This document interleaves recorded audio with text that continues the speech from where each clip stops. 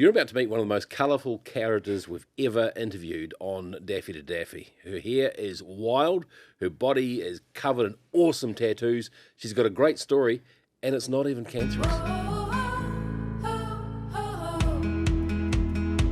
Welcome to Daffy to Daffy. Now, these are real stories that turn obnoxious, greedy cancer into practical inspiration for everyday life. My name's Mark Bunting, and it's my pleasure to be here with the wonderful Hailey Jenner. Hailey, welcome to Daffy to Daffy. Thank you for having me on the show. Now, can I first, if you don't mind, be a little bit a bit surface? I want to talk about your cool hair. Okay, that's very, very cool. Now, for people who are listening to the podcast and not watching the podcast, can you describe it for us? Whatever I had at home, I chucked in. Pink, green, blue. Yeah, do it every morning. I don't even know my natural hair colour, so. Oh, really? So you do this every day? Yeah. That's really cool. Get bored. I've tried to have natural hair colour, I just couldn't. Yeah, it's just not me. I don't feel me. And my clients at work, like, oh, this is not Hailey, you don't have your colourful hair. And that's how they know who I am. Right. By my hair, but yeah, just loved being adventurous with my hair. So we're going to talk about your clients and what you do in just a wee second. But first of all, if you don't mind, I'd like to talk about your tats as well, because they're all like really kind of positive and loving and nice and that kind of stuff. Is that you as a person? I got my first one when I was 25. Righto. Yeah, and then I just carried on, and then, oh, I like that. Then they got more expensive, so I stopped. Got more expensive. I love and then it. I stopped. But yeah, a lot of them do tell a journey, and a lot of them helped me get through when I was younger. And okay. Yeah, so a lot of them do tell a story. Okay.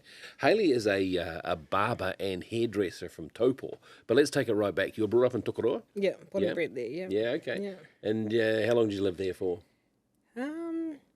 I ran away from home at 15, 16 maybe, just adventuring. Then I moved to Hamilton. Nice. For a wee bit, moved to Tauranga, went back home, missed my mum, and then I've been in Taupō for 12 years. Okie dokie. Yeah. Okie dokie. And then you got into hairdressing. Is that? I had no qualifications when I left school, so I was like, Hailey, you're getting old. You need some kind of qualifications, because I was pregnant at 17, so I was a young mum and then did hair, and then I needed some qualifications. So I thought, I've always loved doing hair. I don't like touching hair. You don't like touching hair? Don't like touching hair. And you're a hairdresser? Yeah, and I'm a hairdresser. Okay, now that's interesting. We'll dive into that shortly too. This is cool. Yeah, and so what brought on the hairdressing? Because I actually don't know. I just thought, well, I'll give it a go, and then I enjoyed it, and then I just kept doing it, and then finally got my certificates, and then I was like, I need a break. And I started doing men's haircuts, and that's where I found my more passion into doing the men's. So I went and, started doing my barbering apprenticeship and got qualified last year. Well done, you. Yeah. And you got your own business going, or? No. Too unreliable. I love it. Unless if I know where I am now, I have to get up and go to work, and I'll just be lazy. So that must be quite a tiring job on your body, surely. I mean, I often feel for barbers. They're standing up all day, listening to a lot of idiots talk about a lot of idiot stuff, right? Yeah. And trying to be nice and trying to be kind. It must be enormously taxing on your body. It is, but I love it. Yeah? Yeah. Because you could be stressed, and then you can go to work, see one of your clients, and it's like gone. Okay. So it's sort of vice versa. Then you can heal somebody else, or you go and not having a great day, but you come see your clients and you kind of forgot why you were shit anyway. Yeah, that's the interesting thing, cause, and you're not you haven't once talked about really the art of cutting hair and anything like that. It's just about being with clients. Yeah, and making them feel good. Yeah, I love making people feel good in different ways. Hence why I was doing it here. So nice. Just, I don't know, little things. Even if I can give them a salt and make somebody feel good, a smile. Yeah. Walk down the street. Me and my 5-year-old used to do that. Walk down and she'll just wave and say hello and just making people feel good. Yeah, I'm the same. Everywhere I go, I've got to make someone smile. Yeah, I'm the same. Yeah. It's an obsession, isn't it? I love it. And then if you don't, you sort of chase them down the street. my 6-year-old's like that. So, Mum, she didn't even wave to me. And I'm like, that's all right, carry on, there's plenty more people. Yeah, no, and I hope that never ever stops. That's cool. Yeah, no, well, you're in the right profession for that. So, okay, so you were happily hairdressing, and then you noticed you started getting headaches? I thought it was heat, because I do not like heat. Okay. And then I started getting flushes. I was just really hot. Even though if it was cold, I was just sweating. And then just started losing concentration, but that's what I get when I'm hot. Just flushed, maybe not enough eating or drinking water through it. Yeah. And then just started off from headaches, and then got to the point where I just couldn't work. Okay, let's slow that process down a little bit. So you had a headache one day, and you then had a headache next day, and the next day, and the next day. And then it got worse at night where I couldn't sleep. I could feel the headaches when I was sleeping. And then I Right. thought, okay, something's up. Even my husband, he's like, oh, maybe you need to go get checked out. This is not like you. Whereabouts in your head was it? Was it all over your head? Or The front. the front. Yeah, so all the pressure was pushing to the front. So could it have been like sinuses or? That's what they said it was. Okay. First, yeah. They said it was blocked sinuses. Yeah. Just rest and take your Panadol and antihistamines. Don't you hate that? Go home and take a rest. Isn't that the worst advice you could have? Rest. I got kids. Yeah, exactly. Have you seen my house? Okay, so how many consultations did you have to go through before you decided you worked out it was something a little bit I more had to serious? fight. I think I went about 6 times until I went the 7th, and then I got seen by a doctor for a whole hour. He spent a whole hour with okay. me, and he goes, "Oh, have you had a stroke?" Ah. And I was like, "Oh, I Why don't did they think so." you had a stroke? Because I had blurred vision in my left eye, no strength in my left side. Yeah. When I walk, I'll lean onto my right, Okay. and I couldn't. And then my left ear was a bit thing too, so my left wow, eye yeah. was deteriorating. Okay. Yeah, Okay. hence why I had to stop because I You just couldn't couldn't. concentrate. It started getting clumsy. Yeah, and your profession's a bad profession to be clumsy in, eh? You're dealing with scissors and blades and... That's why I had to put them down. You see this lady, don't go for the wet shave, okay? Don't go for the wet shave. Okay, so yeah. you made the harsh, and you love that job too. I absolutely do. Yeah. So that must have been a big wrench for you. That was, and it was hard leaving and like Yeah. knowing my clients, just the whole thing and leaving the team Yeah. behind because we were short staffed and I know they were busy, but then I had, sort of had to do it anyway. And they were just being amazing, my whole team. Nice. They were nice. great, yeah. Yeah, that's cool. So you had the hour-long consultation, right? And he asked you about strokes. Was that the consultation when you found something was a bit more serious? Only because he spent a whole hour with me. Okay. The other ones sort of was like 5 minutes. I'll see you later. Isn't there? It is like a sausage factory, isn't it? Yeah. Yeah. And it's hard for them to. But he actually come in, sat down, right, do this test, do that, walk. Can you walk in a straight line? Had no balance whatsoever. Nice. Can you try and walk in a straight line? Walking to my right. Okay. Yep. And then he's like, squeeze my hand. And I was like, oh, yeah, I'm squeezing. And it's like, you're not even touching my hand. So No that's how way. much I thought I was squeezing it, but I wasn't. So how did that affect your daily life with your kids by the time you got to that stage? It was hard because I was really tired, snappy, moody. Yeah. Just really shitty. Yeah. Yeah. And I don't know because I just keep. I don't know I was doing it. Like I thought I was happy, and then next Yeah. minute I'll snap and Yeah. don't want to be around anybody. They would get on my nerves. How did that affect your relationship with your husband? It was hard. Yeah. It was hard. Until we got answers, and I was slowly working on it, and then I started getting memory loss and that. So that was hard, but we got through it. I just kind of walked off, stayed in the room away from them, so I didn't. Were you afraid? No, No. I was Again, that excited to the positivity- day dot. Yeah, Excited. I was really excited because I knew this wasn't me. Yeah. And Okay. I don't know. I never thought about if anything will go wrong in the surgery. I just thought I'm going to be me again. Yeah, we haven't got to that point yet. What I want to know is when they the hour-long doctor, all right? So he sent you off for CT scans, was it? Yeah, so he booked me on a Monday. I saw him on a Saturday, booked me in a CT scan in Taupō on Monday. Yeah. 2 Now, hours later. is a CT? Sorry to interrupt. The CT scan, is it the one where you go through the machine? Yeah, I think it's a smaller one than the MRI. Okay. Yeah, similar. You can just Is put a that- mask thing on. Okay. Is that freaky scary? Is it? You know, I 'cause kind of liked it. you liked it? Only because the vibration actually helped my headache. So when I put pressure on my head, Yeah. it felt nice. So I actually didn't mind the pressure, the Okay. banging on it, because it actually helped my headaches. Wow. Okay. Yeah, the tension on it felt really good. So this was almost a distraction as well. Pardon? A distraction as Yeah. well. Yeah. Nice. Okay. And they have music in your ears so you don't freak out or anything. Oh, cool. Yeah, What headphones was in it? your What ears. was the music? Do you remember? I think I just told them to play anything where I won't move, because you're not allowed to move, and if they played good music, You should play my them. leg starts going. Yeah. Talkback radio would be good for that.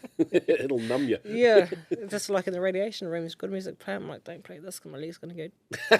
You've got to keep still. You're going to be partying around the radiation room. There's a band name in that, you know. Yeah. Partying in the radiation room. Okay, so so you went for your CT scan. And so you went through the machine, out of the machine. Yeah. Then what happened? Go home.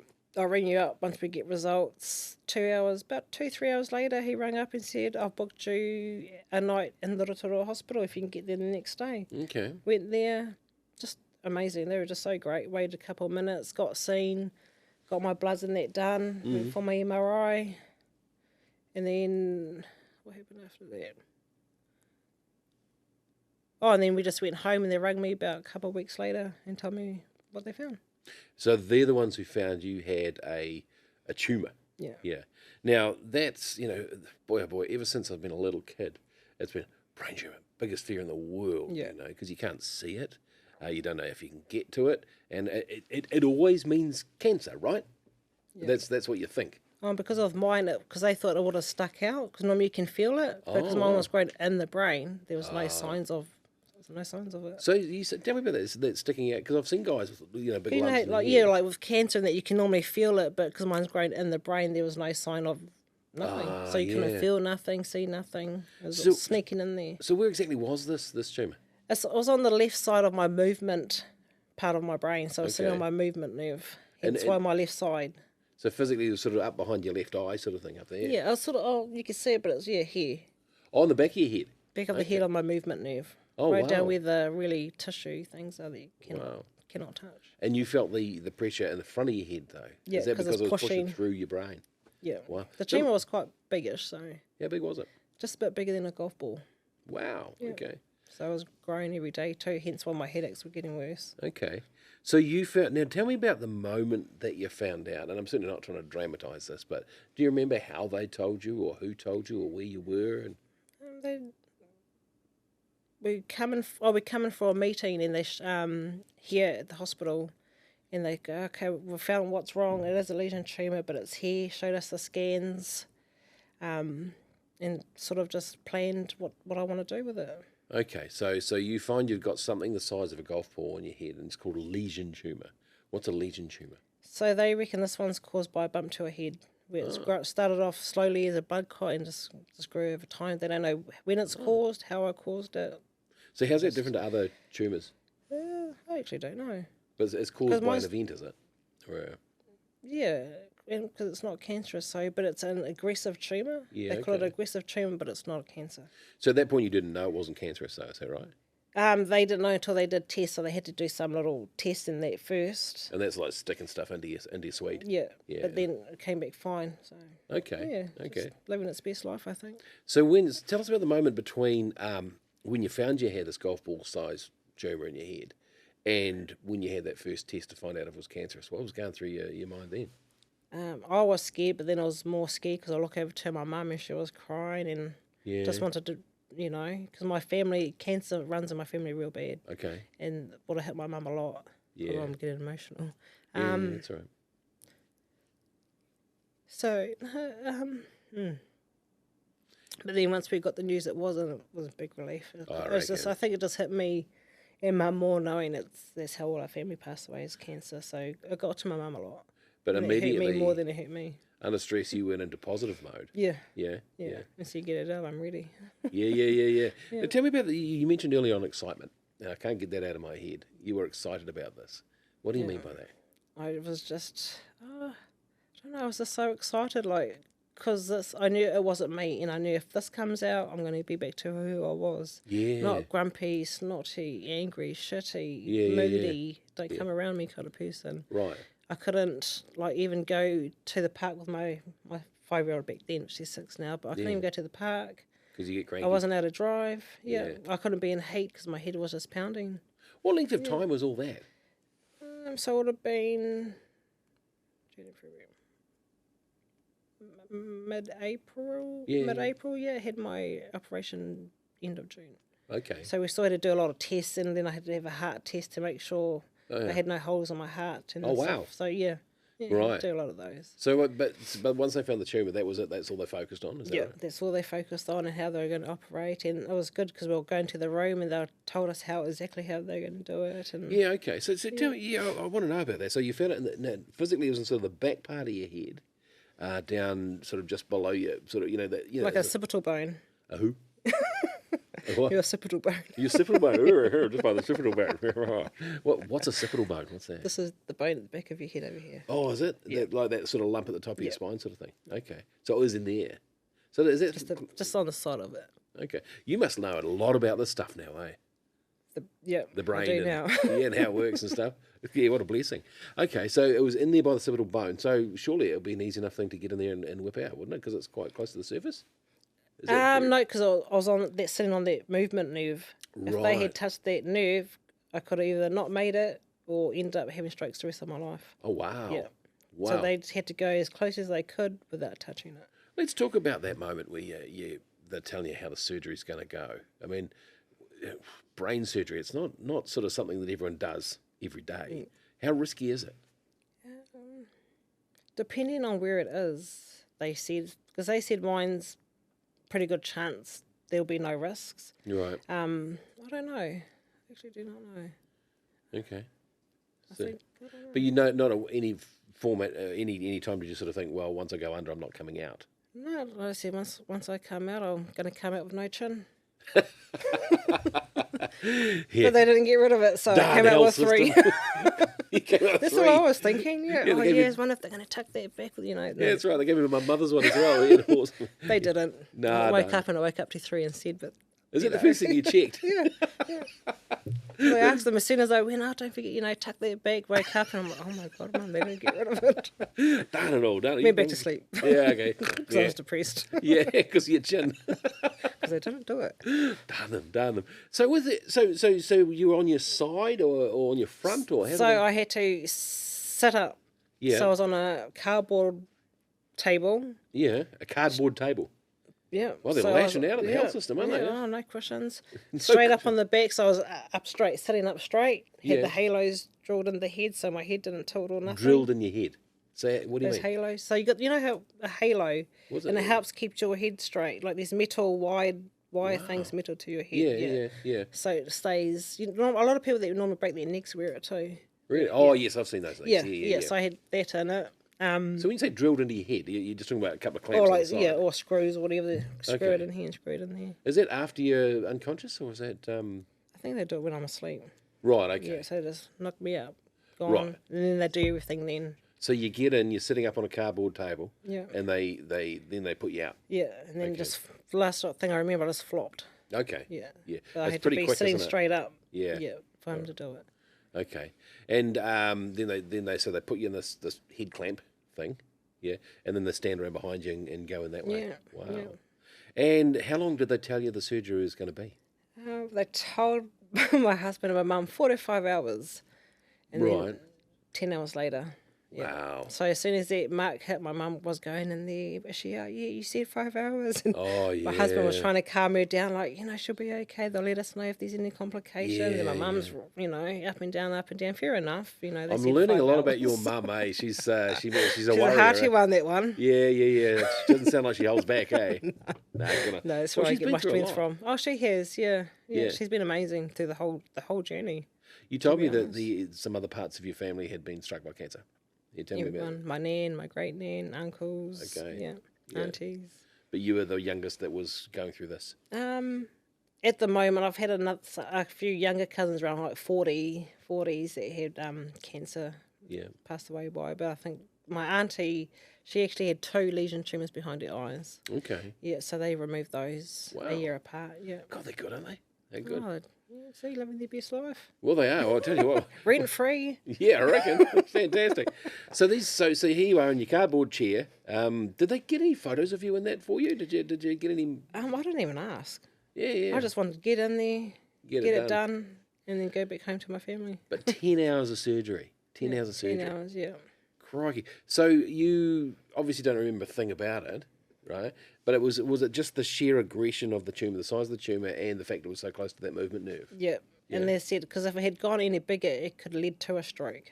Okay. Hence why they did the surgery when they did. Because it was just okay. growing so fast, they had to get rid of it before it did more damage. So what actually was it? What was the tumour made of? Do you know? I don't know. I ended up getting some of the tumour to get sent home, but they had to chop it up and do some more tests. But Yes, of course. my mum reckons it looks like one of those beef jerkies. Really? Okay. Ooh, yum. She sent me the photo and she had a beef jerky and she showed me a picture. I'm like, how can you even eat that thinking it could be Yeah, that? interesting. Yeah, So 'cause- she was... yeah. Now, not to make this about me, but I had a knee operation once, had a bit of cartilage taken out. I've still got it in a wee jar. It grosses my family out, crazy. Oh, I told my mum to bury it at home. Nice. Because my baby's placenta's buried there, so we'll just Wonderful. chuck all our leftovers there. Tell you what, plants grow real well over those things too, don't they? Eh? Oh, my one died. Oh, did it? Yeah. At least my mum's sauce not done Ruins properly. that theory. Thanks for that. That's cool. But, yeah, just give it all to my mum. Yeah. So what did they tell you about the surgery? They were in there for 10 hours. Obviously, it took longer than they thought. Why did they say it took so long, apart from the nerve and the... Well, they said there was no complications. There was no nothing. They just said they just had to make sure they could get as much as they can off without... Because there was so much tissue there, they can't touch. These tissues here, there, everywhere they can't touch. So they had to be really precise of getting most of it out. Okay. So hence why it took 10 hours. But they said there's no complications, nothing. How good are they to be doing something like that, concentrating for 10 10 hours? Like, did they eat? What if they wanted to go to the loo? What do they I do? told my mum I'll probably end up falling asleep on the job. Yeah, no, you would. Well, you did. I did. Fortunately. I didn't even want to wake Yeah. up. I was like, oh man, I'm so tired. Yeah, that's it. Eh? You might have overdone the anesthetic, yeah. So, but 10 hours solid, that's incredible. Yeah. Tell me, okay, it might be a really dumb and really personal question, but do they tell you what happens to you if you need to go to the toilet in the middle of surgery? Oh. I think they just give you a pool or something because you can't go to the toilet even after you wake up, so they must give you something. Yeah, okay. So you have obviously your catheter, but I think they give you something. They catheterise you? Yeah, because Okay. I think that's with everything, you have to poop or wee first before you can Yeah, go into surgery. yeah, go work or something. So I actually don't know. They probably give you something so your bowels don't move. Okay, and you got as fast as well, don't you, for a day or something beforehand? Is it? Yeah, mine was just from midnight. I went in at 7 o'clock. See, that's got to help with the chin, doesn't it? No, that's fasting stuff. Oh, but I could have got it done for free. Darn it, we're always going to come back to that chin. Okay, so you're in that surgery and you don't remember a darn thing about it, yeah? And so when you wake up, you're in the post-op, I presume, and there's masks on and wires hanging out of you and bits hanging out of you all over the place, yeah? What was the first thing, apart from the chin, that came to mind? Can I go home? Yeah? Yeah. Did As soon as I wake up, I said, can I go home to my family? And they're like, you just wake up. No. Oh, right, yeah. But I was ready to go. I was ready. That's how good I felt. Just so felt... much release. I felt so great. I wanted to go. So tell me the difference between before and after. How did that feel physically? I felt who I was. Yeah? Yeah. I felt me again. Wow. I don't know. This is what I tell everybody. It's just such a weird feeling. I Your can't whole world describe came it. back. Yeah. Yeah. It was really weird. Wow. It just felt like all my family was there too. My family that's passed, but Yeah. Oh, really? I felt that's why I think I felt quite good. They weren't ready for you to go with them. You better go. We're not putting up with you. Yeah, nice. You stay there with your mother. You're not coming back with that chin. That's cool. They want to help me with it. Oh man, you're going to leave this podcast with a paranoia about your chin. I'm sorry about that. I'll just get some contour. I learned how to contour chins. So. Tell me about the spirituality. Tell me about you said you felt the presence of your forebears and your ancestors. Oh, so before I went on my surgery, I had a great auntie, a best auntie that had passed away 2 weeks before my surgery, and her last words always stick to me. And her last words was, "Hailey, I'm so sorry we're going through this, but just remember I'm going to be there for you on the operating table." And to me, I don't want her to go. So I was like, "No, auntie, you're not going. You're here when I'm coming back." And then she just said, "No, just remember I'm there." Wow. And that's probably why I felt so amazing. So she knew. Yeah. That's kind of I felt it. Definitely felt it. Yeah. And is your connection with that stronger now than it ever was? Oh, because of this? absolutely. Yeah, Okay. absolutely. Even tell my cousins, "Oh, sure, I was talking to your auntie the other day." Wow, that's cool.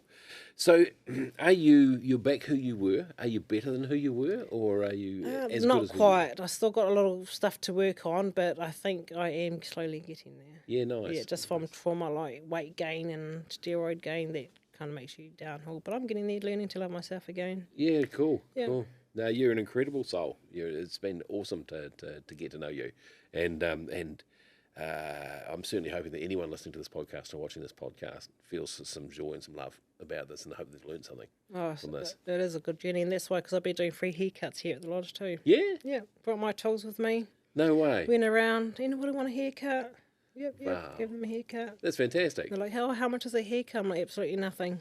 Well, yeah, we better mention actually that's where we're broadcasting from. That's from the Cancer Society Lions Lodge. And what has your involvement been with this place? It's just been amazing. I don't want to leave. It's a home away from home. It is, but just everybody here is just it's beautiful. It's just a beautiful place. The receptionist, kitchen hands, just everybody. Lovely. I don't know. So you stayed here during your treatment, is that right? Yep. So my treatment was 5.5 weeks. So I've been here for 5.5 weeks. Go home on the weekends. Wonderful. And then come be a pain in the butt again to the people on Monday. Yeah. Because it's very close to the hospital. It's one of the beautiful things about this place, isn't it? You know, and having that shuttle van. Yeah. And taking you on time, but it's great. And it's not that far to walk either to the hospital. No, a beautiful walk too. With yeah, so I've been walking some days there. Lovely, lovely. And the people here, tell us about those. Justine, she's amazing. Yeah. Love it. But everybody here is just beautiful. Like, they're all just kind soul, even the volunteers. Yeah. You know, and I've got to know a lot of the van drivers. Yeah. I can't remember their names, but they're great. Yeah, well, we're in the Waikato Bay of Plenty Cancer Society Lions Lodge, right? Not everyone's got one of these things. You know, can you imagine going through this process without this place? Yeah. How would that be? It'll be hard. That's why, because I'm going to come back on the March to do the relay. The Relay for Life? Yep. Yep. So got me and my family to roll and start getting sponsors and donations then. So we're going to come back up then and do it. Yeah, cool. But I want to try and do some more stuff when I get back home. Yeah, to try nice. And bring, because it's just beautiful. If it wasn't for this place. It's amazing. Yeah. Have you made some lifelong friends here? Oh, absolutely. Yeah? Absolutely. They're just great. One of the girls knew who I was before I even knew her from the barbershop. So. Oh, wonderful. And she's from Taupō. Yeah, she's lovely. She's beautiful. So it's good having somebody that you can talk to around the same age, same things, and what have you both discovered? got kids. No, having met people and him coming to here, is, you know, and I know you're excited, I know you're curious, but there must have been fear. There must have been a bit of a, you know, what the heck's going to happen. What have you discovered as a result of meeting these people here? Is there some sort of common wairua, some sort of common thread that goes through people just knowing here? that we're here together and just try and keep each other strong, and I don't know, That's why it's just me. Just come out, say good morning, make everybody laugh, smile, and then off I go. There's some crazy sense of humour in this building, eh? There's, you know, it's stuff that you couldn't repeat on the street sometimes, eh? Yeah, sometimes we're like, Charlotte, shh. Or she'll be like, shh, my mum's over here. Yeah. But no, it's just been amazing. But we'll still catch up with them, and when she gets better, I'll catch up with her. Nice. Because I can't drive for another 6 months, so I'll just have to wait for her to come home. And nice. And you want to stay involved with the lodge in some way? Absolutely. Yeah, absolutely. I want to still do a lot. So I want to go back home to Taupō and see what I can do to do fundraisers for the lodge, or what I can do, because it's just beautiful. So beautiful. You've mentioned that many times, that word beautiful. It is. You need to come here and experience it. Not like that way, but just being here and seeing everybody, the environment, the cooks, the food, rooms. Yeah. You know, if we'd thought we could have actually jacked up you giving me a haircut through this whole thing, you know. I could give it to you on your next podcast live. No, man, the amount of jobs I've made about your chin, I'm not going to go anywhere near you and sharp objects. I don't have any cutthroat blades in my bag, so you're safe. Oh, Hailey Jenner, you're absolutely fantastic. It's great. You want to do a shout out to your whānau, will you? They're probably... Hi. No, I don't even know. No, thank you to my mum, my dad, Ned, my family, my husband and my kids, and just everybody that supported me through this journey. It's been a long journey. It's been great, and couldn't have done it without them, to be honest. You're awesome. Even though me and my mum fight a lot, do love you dearly. Yeah, that's all you show your love. Yeah. Well, thank you for being here, and thank you for tuning into the Daffy to Daffy podcast. Until next time, that's all, folks.